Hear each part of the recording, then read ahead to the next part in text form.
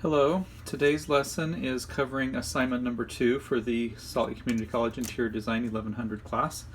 For today's lesson you're going to need your T-square, so a straight edge of some sort coming off of your table.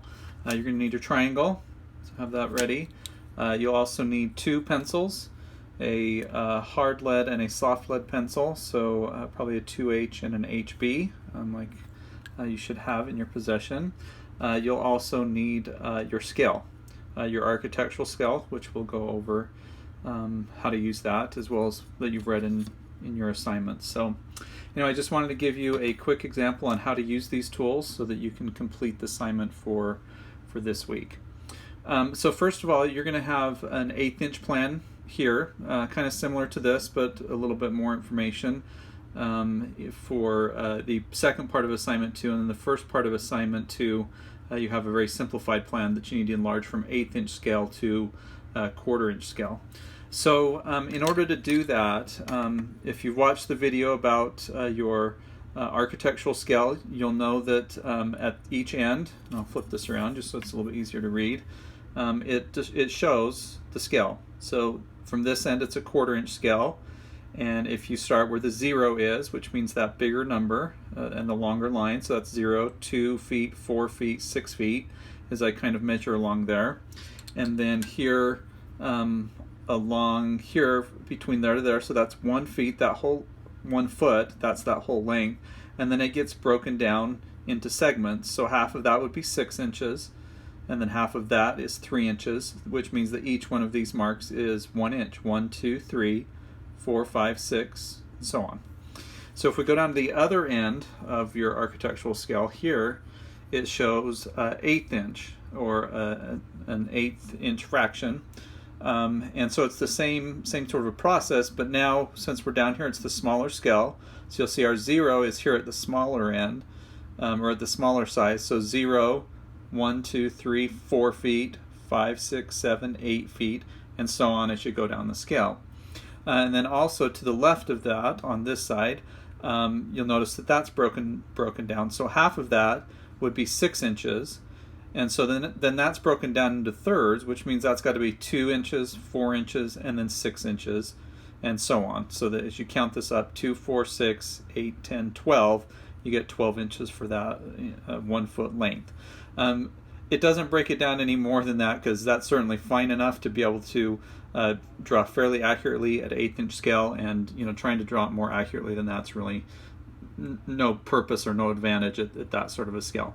The other thing that I would be careful is, notice as you come towards the middle of the scale, there'll be a place here where numbers kind of start to overlap, and here it is right here. You got a 32, but that small one is on the 1/8 inch side, and then here's the 30, which is on the 1/4 inch side. So it's really easy as you kind of get down into here to mess up kind of where you're at if you're measuring things that long. So just I would caution you to make sure that you're reading the correct scale for what you're trying to measure. So when we look at this particular example, I just drew a quick floor plan here of a couple of walls, a door, and some cabinets. And I just want to draw that up for you really quickly. So I'm going to start just by coming over here, and I'm going to draw a horizontal line using my straight edge.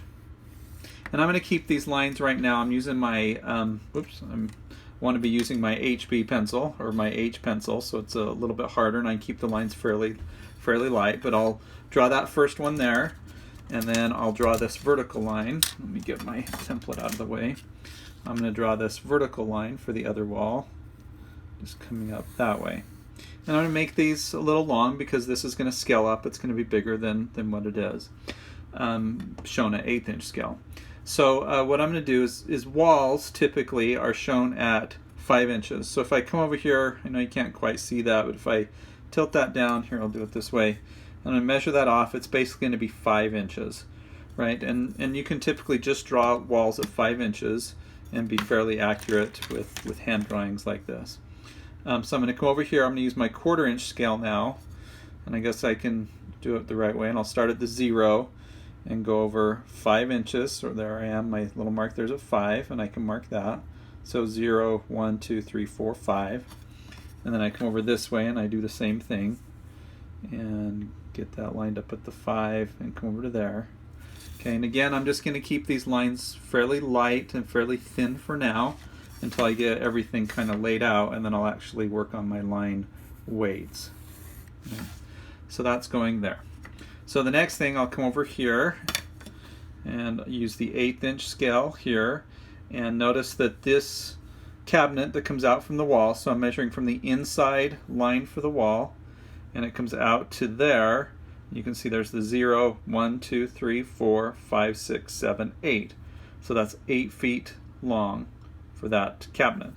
So then I come over here and I switch to my 1/4 inch scale because I'm scaling it up, and I put my 0 right there on that inside face of the wall, and I go over to 2, 4, 6, 8 inches right there. Put a little mark, and then I will draw a quick vertical line there. So then I'm going to do the same thing over here with my the vertical cabinets that are coming up here. So if you can see that, that is 5 feet. So I'm measuring that up from the inside of the wall. So I come over here to my 1/4 inch scale, and I'm going to measure up from there 1, 2, 3, 4, 5 feet. Okay, and then I'll draw that coming out from there.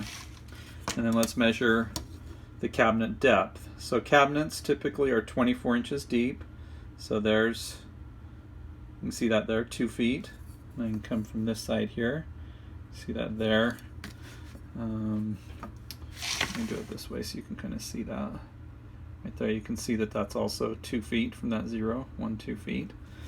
So then I come over here, make sure I switch over to my 1/4 inch scale now, and I'm going to measure from that wall 2 feet, and then I'll come from this wall and come up 2 feet, right, and then I'll draw that,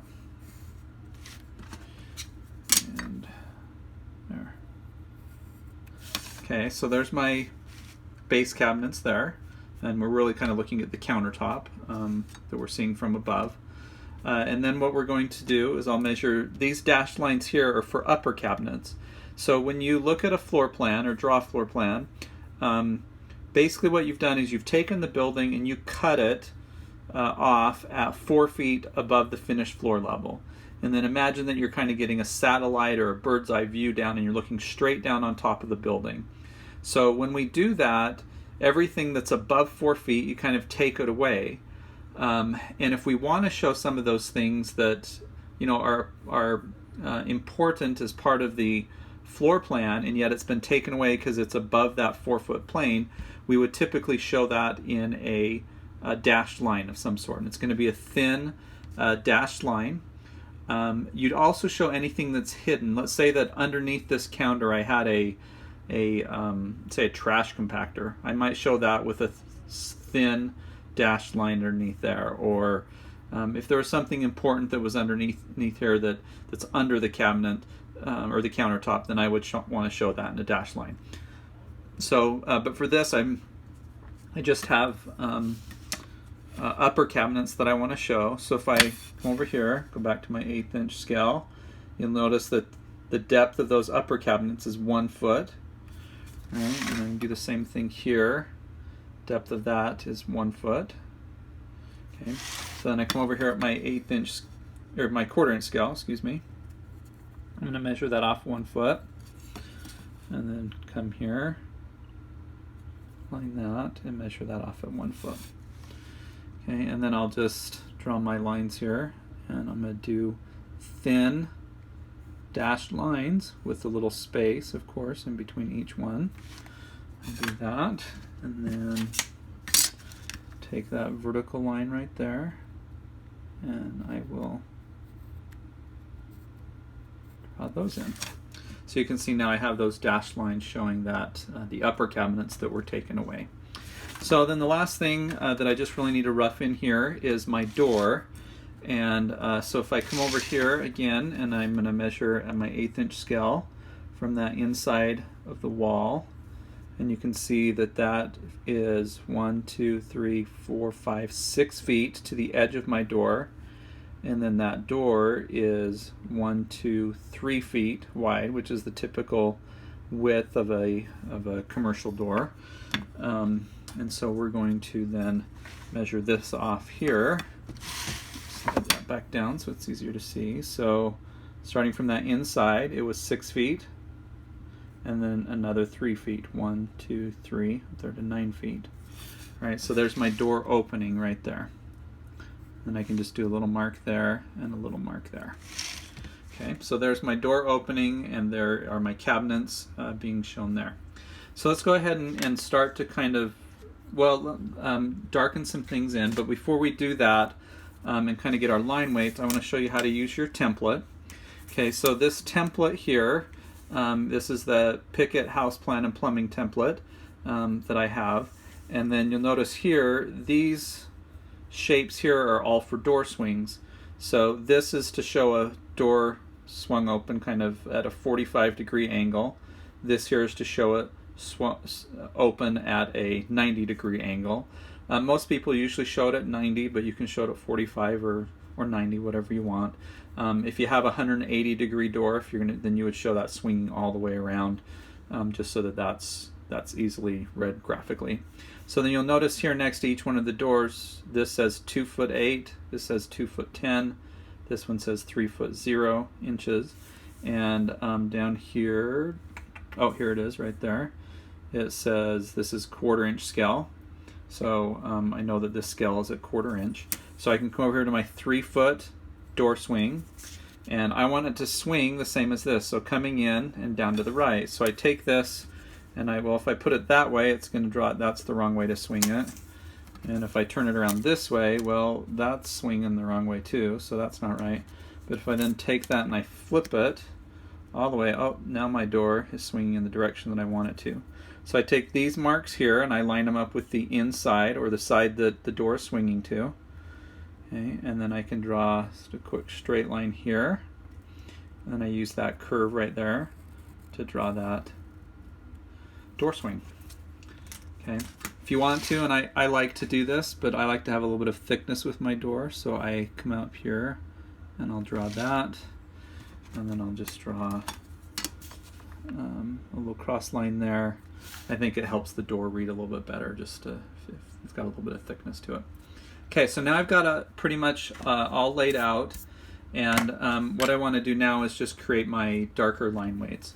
So there are basically 3 line weights: a thin, a medium, and a thick. Your thinnest lines will be things such as these dashed lines, right? And perhaps your doors and windows, if I had a window here, right? My medium lines would be, well, certainly my door swing on there. My medium line might be this door itself, and then the cabinets there would be a medium. And then my thickest, heaviest lines are going to be the walls. Okay, so I'm going to go to my HB pencil now, or my B, or my 2B that most of you will have, and I'm going to use that pencil to just do this a little bit darker and a little bit thicker. So I'm going to leave the thin lines the way I drew them with my H, and I'm just going to come in here and I'm going to make each one of these lines just a little bit thicker by using my softer pencil, and you can see how this kind of starts to stand out a little bit more. I hope you can see that. And then I'm going to take that same pencil. Okay, and sometimes I need to go back and forth a couple of times and maybe tilt my pencil just a little bit to give that line a little bit more thickness. Then I come here, do that straight line, and then maybe just a little bit thicker by just turning this. Notice I'm just kind of, I guess you can't see that, but I'm turning that pencil just a little bit. Maybe when I do it here, you'll see it a little bit better.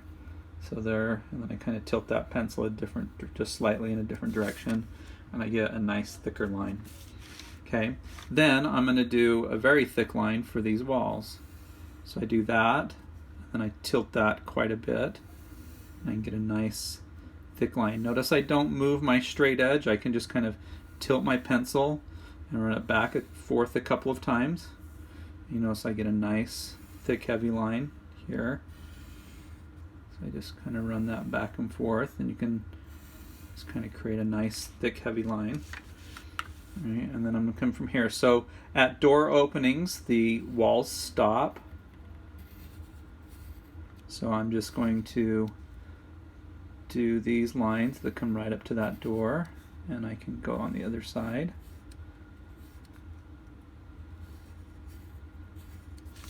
And then do this little cross here, horizontal line at the door opening. All right, then the last thing you want to do is go ahead and just poche your walls, and that means fill it in. In the lesson, you'll see that I talk about different styles of poching. A wood wall, which is typical in residential construction, gets pocheed with a solid fill, but it's about a 50% fill. So you're just going to kind of lightly fill this in. So I'm just kind of using a light touch here and just kind of getting that a nice kind of a shade. So I come here. Make sure that you're trying to keep your hand lifted up, or you're working from left to right. You always want to poche your walls very last. You actually might want to wait to poche your walls until after the second part of this assignment, which will be assignment 3. We're going to add some more information to this. So I won't grade necessarily poche in assignment 2. If it's there, I'll give you some feedback. If not, then I won't necessarily mark it off. And then, so I'm just coming through here, getting this kind of filled in.